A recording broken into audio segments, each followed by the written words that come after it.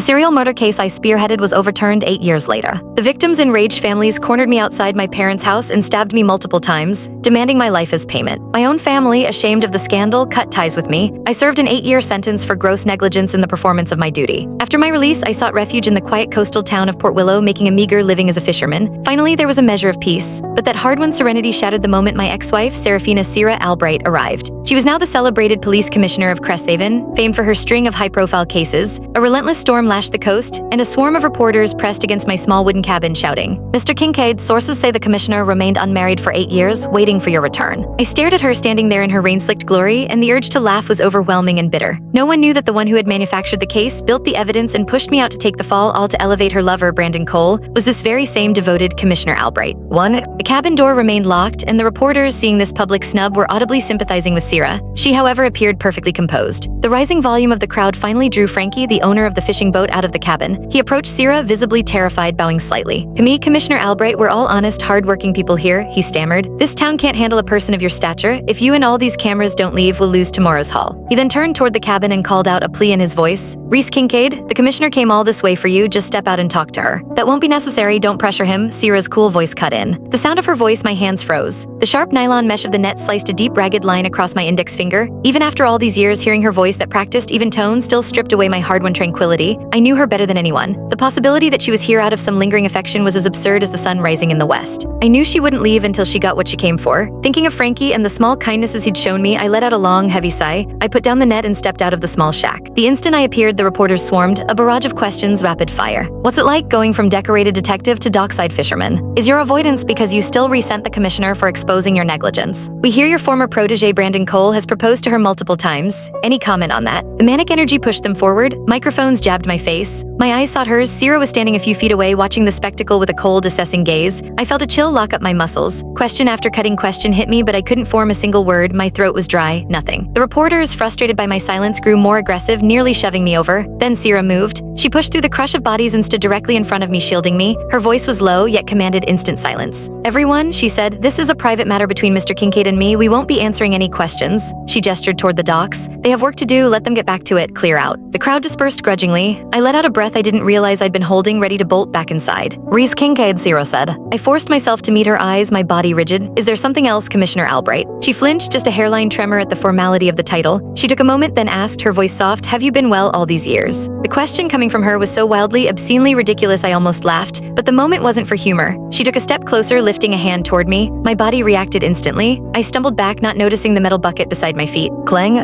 Click the link on the homepage to watch the full follow-up for free.